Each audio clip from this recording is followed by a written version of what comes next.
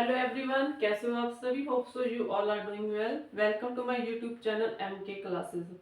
हमने स्टार्ट किया था ग्रोथ एंड डेवलपमेंट के अंडर फैक्टर फैक्टिंग के एक मनुष्य की, एक ह्यूमन की ग्रोथ एंड डेवलपमेंट में, उसके वृद्धि और विकास में कौन कौन से फैक्टर हैं जो उसको इफेक्ट करते हैं, उसको प्रभावित करते हैं। बच्चे की ग्रोथ में, जब उसका वाधा है, जो विकास है, उसमें जो कौन से फैक्टर हैं जो उसको ग्रो करने में, जहाँ उसको उनकी डेवलपमेंट करने में कौन कौन से फैक्टर है जो उनको इफेक्ट करते हैं, जी हम डिस्कस कर रहे थे। इसको हमने दो पार्ट्स में डिवाइड किया था, internal factor and external factor. Internal factor हमने प्रीवियस लेक्चर में किया था कि उसमें क्या था, हमारा हेरिडिटरी हमारा इंटरनल फैक्टर था, ठीक है, हमारा फिजिक था। और उसमें एंडोक्राइन ग्लैंड किए थे, पिट्यूटरी ग्लैंड थे, अडर्नल ग्लैंड्स थे, और ग्रेड्स थे, इंटेलिजेंसी था, सोशो इकोनॉमिक कंडीशंस थी। तो वो सारे हमारा इंटरनल फैक्टर में रही थी। तो नेक्स्ट हम कंटिन्यू कर रहे हैं आगे आज एक्सटर्नल फैक्टर। तो एक्सटर्नल फैक्टर में क्या आता है, number one is a prenatal environment. जो प्री नेटल एज थी जो बच्चे की, वो हमारी कितनी थी, फ्रॉम कंसेप्शन टू बर्थ। किया था हमने ना स्टेजेस ऑफ लाइफ में, कि प्री नेटल स्टेज की एज कितनी होती है, from conception to a birth of a child. कि जब बच्चा अपनी मदर के गर्भ में आता है, that is a conception period of an human. और जब उसका बर्थ हो जाता है, that is a prenatal stage of an individual. तो प्रीनेटल में इन्वायरमेंट कौन से इन्वायरमेंट है जो उसकी ग्रोथ और डेवलपमेंट को प्रभावित करेंगे। तो इन्वायरमेंट बिफोर द बर्थ, तो उसमें कौन कौन से फैक्टर रहेंगे। Number one is the physical and mental health of mother during pregnancy. जब मदर प्रेग्नेंट होती है तो उसका फिजिकल कंडीशन कैसी है, उसकी मेंटल कंडीशन कैसी है, जे उस बच्चे को इफेक्ट करेगी, एक ह्यूमन को इफेक्ट करेगी। जो भी उसके गर्भ में बच्चा पल रहा है, उसकी फिजिकल कंडीशन मदर की कैसी है, उसका मेंटल हेल्थ कैसा है, ठीक है, वो मैच्योर है, इमेच्योर है, वो भी काफी फैक्टर मतलब बच्चे को इफेक्ट करती हैं। Second is a single child or a multiple children getting nourishment in a womb। Next है कि मदर के गर्भ में सिंगल चाइल्ड है, ठीक है, मल्टीपल चिल्ड्रन है, किस प्रकार, मतलब उसके गर्भ में कितना, जो बच्चों की क्या गिनती है, ठीक है, वन है, मोर देन वन है। तो इस प्रकार वो भी बच्चे की ग्रोथ एंड डेवलपमेंट को प्रभावित करते हैं। तो third is a diet taken by mother during pregnancy. Mother की डाइट कैसी है, अगर अच्छी डाइट होगी, अच्छा उसका बैलेंस डाइट होगी, ठीक है, नरिश जो उसका फूड न्यूट्रिशन होगा, विटामिन होंगे उसमें, जिंक होगा और आयरन होगा। तो इस प्रकार, जिस प्रकार का उनका फूड रहेगा, वो बच्चे की ग्रोथ में, है ना, उसकी उसके फिजिकल स्ट्रक्चर में, उसकी इंटेलिजेंसी में, वो सारे फैक्टर इफेक्ट रहते हैं। तो मदर की जो डाइट है वो अच्छी होनी चाहिए, ताकि बच्चे का जो मतलब फुल फ्लैज उसका विकास हो सके, प्रॉपर उसका विकास हो सके, ठीक है, उसमें किसी की प्रकार की उसकी डाइट में कमी नहीं रहनी चाहिए। नॉर्मल और एबनॉर्मल डिलीवरी। अब देखो, जब बच्चे का बर्थ होना था, डिलीवरी होती है, ठीक है, नॉर्मल डिलीवरी होती है तो उस टाइम कुछ कॉम्प्लिकेशंस आ जाते हैं, ठीक है। कभी सजेरियन डिलीवरी होती है तो ड्यूरिंग डिलीवरी के ड्यूरिंग मेडिसिन दी जाती हैं, ठीक है, मतलब उसको, मतलब प्रॉपर मेडिकल ट्रीटमेंट जो दिया जाता है। तो सम टाइम कोई मेडिसिन है ना, तो वो बच्चे को रेक्ट कर जाती है, जहाँ मदर को मतलब प्रॉपर तंदुरुस्त रखने के लिए तो उसको मेडिसिन प्रोवाइड की जाती है, ताकि बच्चे का जो नॉर्मल, जहाँ सजेरियन है, जहाँ नॉर्मल डिलीवरी, वो भी बच्चे की डिपेंड करती है, मदर की डिलीवरी भी, कि बच्चे का ग्रोथ एंड डेवलपमेंट पैटर्न कैसा रहता है। अनफेवरेबल कंडीशन कौन कौन सी रहती है इन द प्री नीटल इन्वायरमेंट्स, ठीक है, कि सम टाइम बच्चे के बर्थ से पहले कुछ कंडीशंस अनफेवरेबल हो जाती हैं, ठीक है, जो बच्चे की ग्रोथ एंड डेवलपमेंट में कुछ अनफेवरेबल उसकी डेवलपमेंट में अनफेवरेबल कंडीशन पैदा हो जाती हैं। Malnutrition of the mother. Malnutrition, mother को प्रॉपर न्यूट्रिशन फूड नहीं मिल रहा, ठीक है, प्रॉपर उसको बैलेंस डाइट नहीं मिल रही, ठीक है, उसको जो मतलब बच्चे को रिक्वायर्ड है उसके गर्भ के अंदर, है ना, वो प्रॉपर, उसको प्रॉपर डाइट नहीं मिल रही, तो बच्चे की जो कंडीशन है उसकी, ग्रो करने की, है ना, उसका डेवलपमेंट होने में जो उसकी क्या है वो फेवरेबल नहीं आएंगी, ठीक है। बच्चे में किसी ना किसी तरह की डेफिशिएंसी रह जाएगी अगर मदर का फूड, न्यूट्रिशन फूड नहीं मिल रहा मदर को, ठीक है। प्रॉपर उसका मिल्क है, फ्रूट्स है, वेजिटेबल है, कैसा फूड है, ठीक है। तो मदर का फूड न्यूट्रिशन बेस्ड होना चाहिए ताकि ये अनफेवरेबल कंडीशन से बच सके। एक्सेसिव यूज ऑफ अल्कोहल, ठीक है, ये ज्यादातर जो हमारे जो मॉडर्न कंट्री है ना, उनमें जो वेस्टर्न कंट्री है वहाँ पे ये ट्रेंड रहता है ना कि अगर मदर ज़्यादा अल्कोहल कंज्यूम करती है तो उसका बच्चे के ऊपर इफेक्ट रहेगा, ठीक है। तो बच्चे की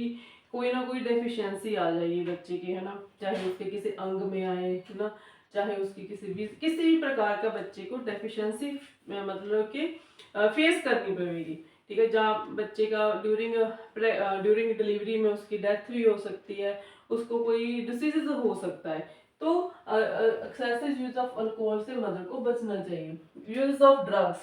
ड्रग्स लेती है, ठीक है, डिफरेंट टाइप्स ऑफ ड्रग्स है, कोई मेडिसिन चल रही है उसकी, या कोई उसकी डिसीज की मेडिसिन है, कोई डायबिटीज की है, कोई शुगर की पेशेंट होती है तो समटाइम मदर, है ना। तो ये क्या होता है, वो भी जो ड्रग्स होते हैं वो भी मदर के गर्भ में पल रहे बच्चे की ग्रोथ एंड डेवलपमेंट में अपना रोल प्ले करती है। विटामिन एंड ग्लैंडुलर डेफिशिएंसीज, अगर मदर को प्रॉपर विटामिन नहीं मिल रहे, आयरन है, जिंक है, कार्बोहाइड्रेट्स है, ऐसा फूड उसको नहीं मिला, विटामिन की कमी है, ग्लैंडुलर डेफिशिएंसी हो सकती है ना उसके किसी इंटरनल ऑर्गन में, ठीक है, जैसे हमने कल किया था एंडोक्राइन ग्लैंड से, एड्रिनल ग्लैंड से, पिट्यूटरी ग्लैंड से, ग्नेड से, तो उसमें किसी ना किसी उसके ग्लैंड्स में डिफिशियंसी रह जाएगी, ठीक है, वो अविकसित हो सकता है, ठीक है, बच्चे का कोई अंग अविकसित रह सकता है। सो उसकी जो डेफिशिएंसी के कारण भी बच्चे की ग्रोथ में, उसके फिजिकल स्ट्रक्चर में कोई ना कोई डेफिशिएंसी कमी पेशी रह जाएगी। Constant diseases such as diabetes, tuberculosis और कैंसर के सम टाइम मदर को कोई ना कोई कॉन्स्टेंट डिसीजेस रहती है, ठीक है, डायबिटीज की मरीज हो सकती है, वो उसकी मेडिसिन ले रही है, ठीक है, तो उसका इफेक्ट भी बच्चे के, है ना, उसकी ग्रोथ के ऊपर इफेक्ट करेगा। ट्यूबरकुलोसिस की या कैंसर की मरीज है तो डेफिनेटली जो बच्चे में जेनेटिक वो चीजें बच्चे में आ जाएंगी, ठीक है, क्योंकि हेरिडिटरी का इफेक्ट तो रहेगा ही रहेगा। तो सीवियर और कांस्टेंट स्ट्रेस, अगर मदर किसी वजह से ना अनकंडीशन जो स्ट्रेस ले रही है तो उसका इफेक्ट भी बच्चे के ऊपर रहेगा, ठीक है। तो सीवियर बहुत ज्यादा स्ट्रेस ले रही है किसी भी बात को लेकर, है ना, कोई मतलब बहुत सारे इसके एक्सटर्नल फैक्टर है बाहर जो उसको प्रेशराइज कर रहे हैं, जो फैक्टर जिसकी वजह से उसको स्ट्रेस हो रहा है, तो वो भी बच्चे की ग्रोथ एंड डेवलपमेंट में, स्ट्रेस है, डिप्रेशन है, ठीक है, तो बच्चे के ग्रोथ और डेवलपमेंट में किसी न किसी प्रकार की डेफिशिएंसी में शो हो जाएगा वो। हार्मफुल रेडिएशन और रेज, हाँ देखो जब बच्चा मदर प्रेग्नेंट होती है तो मेडिकल चेकअप के लिए जाते हैं ना, तो वहाँ पे एक्सरे वगैरह लिए जाते हैं, ठीक है, उनका रेज होती है ना जो उनकी गर्भ को उसको चेक करने के लिए बच्चे को, तो उसकी जो रे होती है रेडिएशन उनकी काफ़ी मतलब हार्मफुल होती है। तो मतलब थोड़ा सा उसको अवॉइड करो, है ना, कि बच्चे के ऊपर कि हर महीने या हर मंथ या हर वीक जाकर बच्चे के ऊपर, है ना, टेस्ट करने लग जाते हैं, तो वो उसकी जो रेज होती है ना एक्सरे में, जो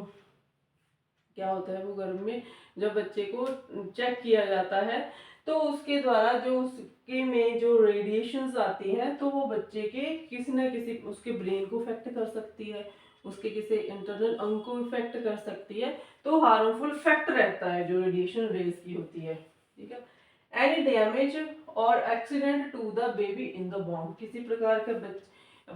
मदर के गर्भ में पल रहे बच्चे का किसी प्रकार का कोई एक्सीडेंटली कोई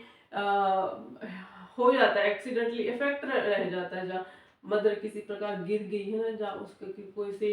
प्रकार की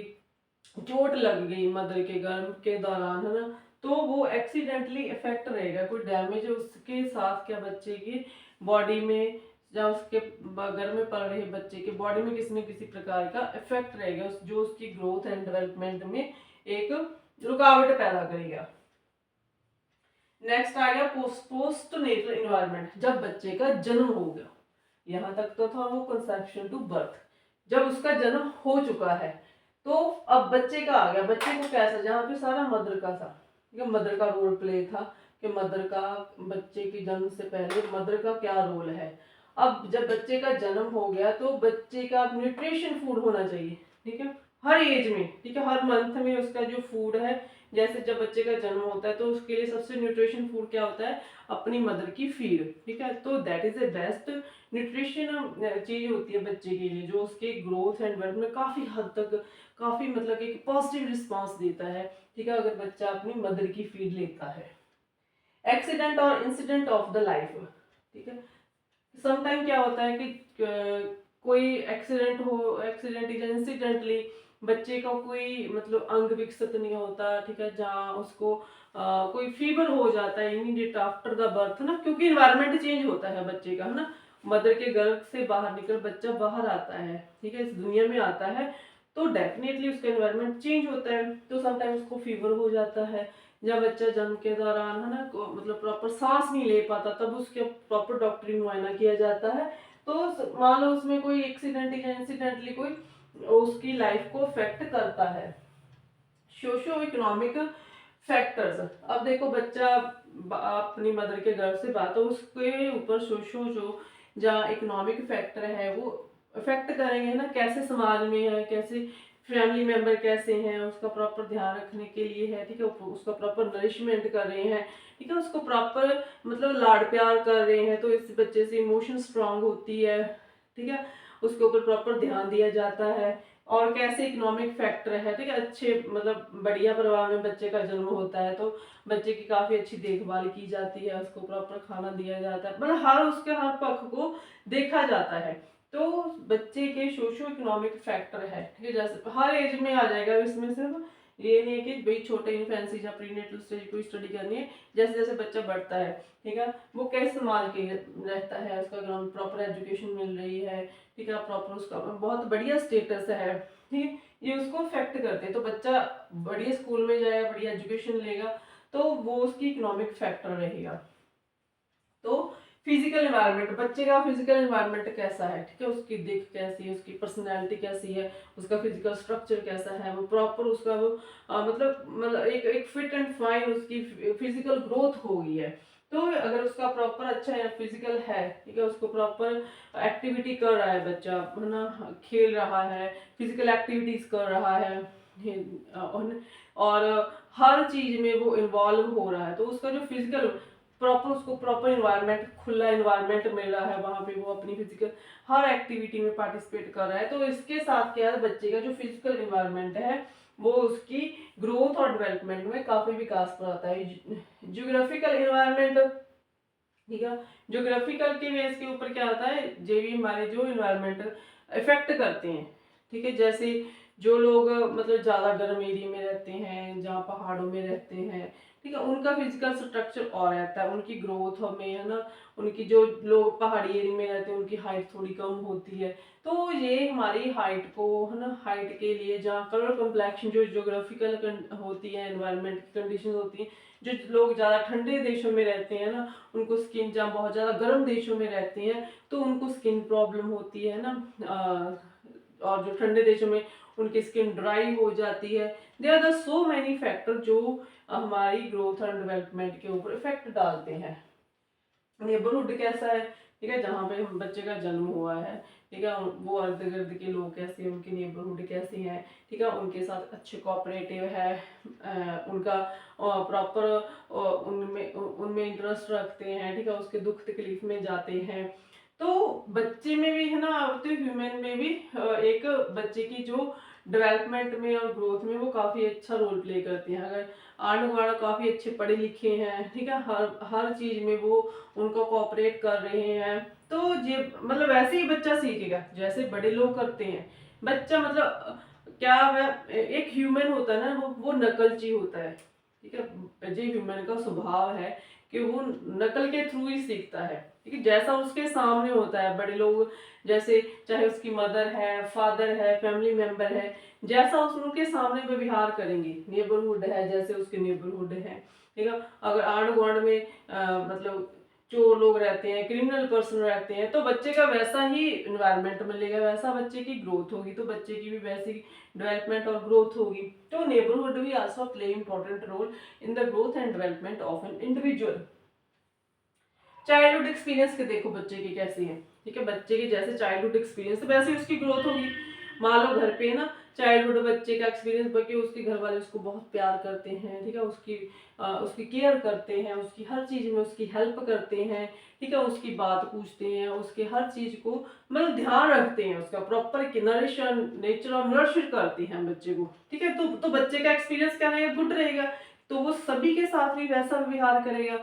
और घर पर बच्चे को प्रॉपर केयर नहीं की जाती है ना, उसको प्रॉपर उसके ऊपर ध्यान नहीं दिया जाता, उसकी चाहे एजुकेशन है, उसका रहना सहना है, खाना पीना है, हर चीज को अगर प्रॉपर उसकी देखभाल करोगे तो बच्चे का वैसा व्यवहार डेवलप होगा, तो बच्चे का वो एक्सपीरियंस बन जाता है, हाँ कि मेरे साथ मेरे पेरेंट्स ऐसा व्यवहार कर रहे हैं ना, जो मेरे फैमिली मेंबर मेरे साथ ऐसा रह रहे हैं, तो वो उसका एक अच्छा गुड एक्सपीरियंस रहेगा। अगर घर पे उसको ऊपर कोई ध्यान नहीं दिया जाता, उसके खाने पीने पे, उसकी बॉडी पे, उसके फिजिकल में, ठीक है, उसकी एजुकेशन में उसको कोई पूछता नहीं, मतलब उसको प्रॉपर उतना उसको निग्लेक्ट किया जाता है, ठीक है, उसको उसके ऊपर ध्यान नहीं दिया जाता, तो बच्चे का चाइल्ड एक्सपीरियंस क्या रहेगा, मतलब अच्छा नहीं रहेगा, तो वो दूसरों के साथ भी वैसा भी, क्योंकि उसको पता ही नहीं है कि गुड और बैड में क्या है ना, कि उसको इस चीज की नॉलेज ही नहीं है। तो जैसे बच्चे के चाइल्डहुड एक्सपीरियंस रहेंगे तो वो दूसरों के साथ भी वैसा ही व्यवहार करेंगे। एक्टिविटी एंड एक्सरसाइज, ये भी बच्चे अगर बच्चा प्रॉपर एक्टिविटी कर रहा है ना, स्कूल में है, चाहे घर पे है, चाहे सोसाइटी में है ना, हर गेम में पार्टिसिपेट कर रहा है, ठीक है, चाहे गेम है, चाहे कोई कल्चर है, चाहे कोई थिएटर एक्टिविटीज है इन द स्कूल है, तो बच्चे का वैसे ही, ठीक है, जिस प्रकार की गेम में बच्चा कोऑपरेटिव करना सीखता है, अगर कोई कल्चर है, कोई थिएटर एक्टिविटी है, तो वहां पे बच्चे में वैल्यू और एस्थेटिक वैल्यूज की डेवलपमेंट होती है। तो इस प्रकार अगर कोई सोसाइटी में है ना, कोई रिलीजियस कोई हमारा प्रोग्राम है, उसमें बच्चा पार्टी, तो हर एक्टिविटी से बच्चा अलग अलग चीजें सीखता है, ठीक है, सोसाइटी में करेगा तो उसमें कोऑपरेटिव है, तो उसमें श्रद्धा की डेवलपमेंट होगी, तो अपनी कल्चर एक्टिविटी सीखेगा। सो हर activity as well as exercise भी बच्चे की बढ़ोतरी में, चाहे उसकी शारीरिक है, चाहे उसका ज्ञान है, चाहे उसकी नॉलेज है, चाहे उसकी मॉरल वैल्यूज है, तो बच्चा जो सारी मॉरल वैल्यूज है, चाहे एस्थेटिक वैल्यूज है, तो बच्चा सारा अपनी एक्टिविटीज के थ्रू, चाहे वो सोशल है, कल्चर है, जो भी एक्टिविटीज रहती है either in the school either in the society, तो ये भी सारे बच्चे की ग्रोथ एंड डेवलपमेंट है, उसका विकास होता जाता है, ठीक है, according to stage of the age. Family कैसी है, अब देखो बच्चे की family different type of family रहती है, ज्वाइंट फैमिली रहती है, न्यूक्लियर फैमिली रहती है, सिंगल मदर फैमिली रहती है, सिंगल फादर फैमिली रहती है, ब्रोकन फैमिली रहती है ना, हर तरह की फैमिली, तो बच्चे का वैसा ही व्यवहार डेवलप होगा, बच्चे का वैसा ही विकास होगा, या फैमिली मेंबर को उसके प्रति किस प्रकार का भाव रखते हैं, ठीक है, उसके साथ काफी अफेक्शनेट है उनका, और उनके साथ सिंपैथी रखते हैं, ठीक है, उसको अच्छे बुरे की समझ बताते हैं, तो वो भी क्योंकि फैमिली का एक बच्चे के, हाँ, क्योंकि बच्चा सोसाइटी से जाने से पहले जो फैमिली है वो एक उसका प्रॉपर बड़ा स्कूल होता है, स्कूल में जाने से पहले, सॉरी, तो जो उसकी फैमिली है वो उसका फर्स्ट स्कूल होता है, वहीं से बच्चे ने अपनी सीखनी है चीजें, बोलना सीखना है, लैंग्वेज सीखनी है, वो अपने फैमिली से ही सीखता है। तो इस प्रकार कि जैसा फैमिली में उसके साथ व्यवहार होगा, जहाँ उसको लिखना पढ़ना सिखाया जाता है,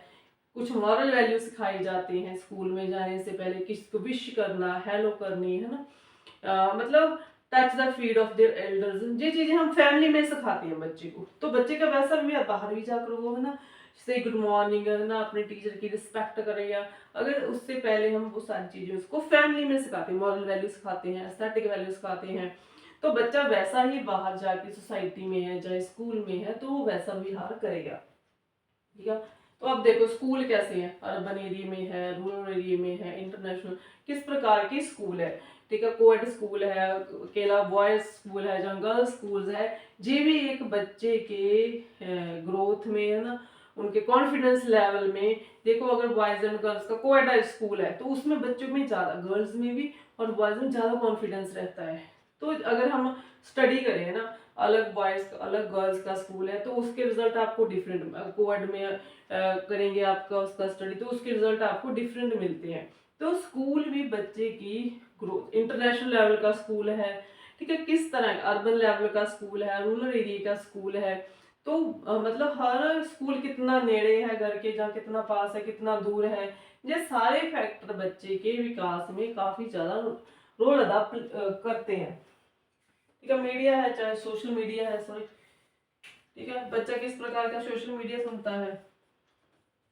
फोन पे है, मोबाइल पे है, चाहे टीवी के ऊपर है, ठीक है, बच्चे किस प्रकार की चीज़ों पर उसका ध्यान रहता है, मोटिवेशनल में है, ठीक है, और रिसर्च वगैरह है, ठीक है,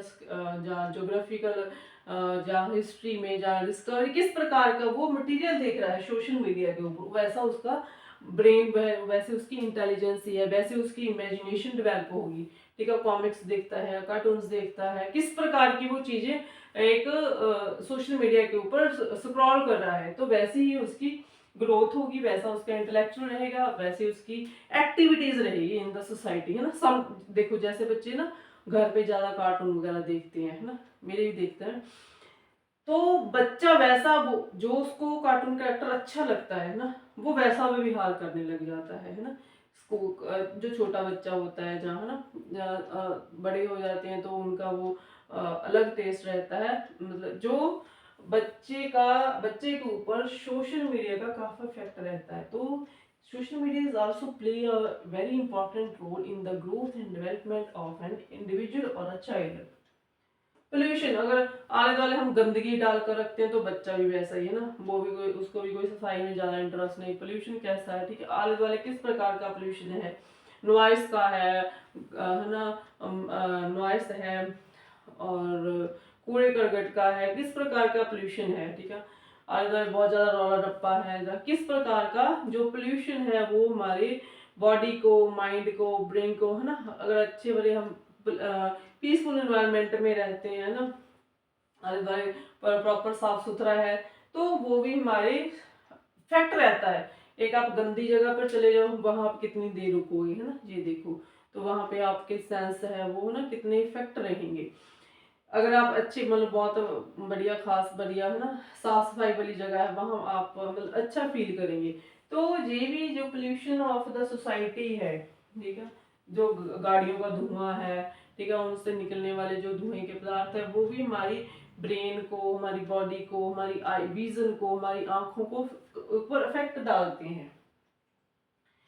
साइकोलॉजिकल इन्वायरमेंट, ठीक है, हमारा मनोवैज्ञानिक कैसा है, ठीक है, किस प्रकार हम अपने आप को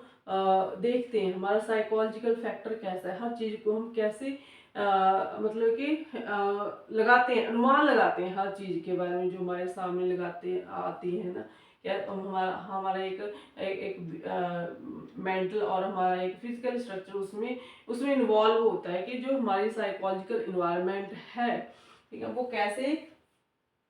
बच्चे की ग्रोथ एंड डेवलपमेंट को, कैसा वो अपने के लिए आइडियाज बनाते हैं, कैसे थॉट्स रखते हैं, कैसी इमेजिनेशन रहती है, वो एक हमारा एक साइकोलॉजिकल इन्वायरमेंट रहता है। इर्द गिर्द हम सोसाइटी में चल रहा है उसके प्रति हम कैसा फील करते हैं, उसके बारे में हमारे कौन कौन से थॉट्स रहते हैं। जो हमारी आजकल सोसाइटी में क्या चल रहा है, ज्यादातर पॉलिटिशियन के ऊपर, है ना, हमारा साइकोलॉजिकल वैसा ही सोचने लग जाता है, ठीक है। अगर कोई टैक्स के ऊपर है, कोई पॉपुलेशन के ऊपर है, हमारा साइकोलॉजिकल जो इन्वायरमेंट है वो कैसा चल रहा है, तो वैसा ही हमारी हम वैसा सोच लेंगे, वैसा इमेजिनेशन करेंगे, तो हम वैसी दुनिया में जीने लग जाते हैं। Facilities and opportunity provided by the social and cultural force, तो हमारा जो सोसाइटी है वो हमें किस प्रकार की फैसिलिटीज दे रही है, ठीक, किस प्रकार का हमारा कल्चर है, कल्चर में, ठीक है, कैसे हमारा जन्म के समय कौन सी एक्टिविटीज की मतलब हर फैसिलिटीज, किस प्रकार की फैसिलिटीज प्रोवाइड की जाती है in the society, in our social life है, चाहे हमारा कल्चरल फोर्सेस है, तो वो भी हमें हमारी जो ग्रोथ में, हमारे विकास में जो एक अपना रोल प्ले करते हैं। तो ये हमारे सारा एक्सटर्नल फैक्टर था। ये है ना क्वेश्चन आपके एग्जामिनेशन में मतलब काफी मतलब कि इसके ऊपर फोकस रहता है, ये पेट क्वेश्चन रहता ही रहता है कि ग्रोथ एंड एनवायरनमेंट में कौन से फैक्टर है जो इन्फ्लुएंस होते हैं जो हमारी ग्रोथ। थोड़ा है टेक्निकल बट इजी है, तो इसको आप प्रॉपर इसके इंटरनल फैक्टर और एक्सटर्नल फैक्टर, जनरल सा टॉपिक है बट इसमें थोड़ी टेक्निकल टर्म्स है वो लर्न कर लेना। बट इसको प्लीज अपने एक पेपर के लिए इस क्वेश्चन को प्रॉपर तैयार कर लेना, ठीक है। अगर इसमें कोई दिक्कत परेशानी है तो आप मुझे कमेंट सेक्शन में लिख सकते हैं। तो वैसे इतना डिफिकल्ट है नहीं, पर थोड़ा सा इसको ध्यान से पढ़ लेना, हर चीज आपने प्रॉपर लिखनी है एग्जाम में। तो एक बार आप इसका स्क्रीनशॉट ले लो।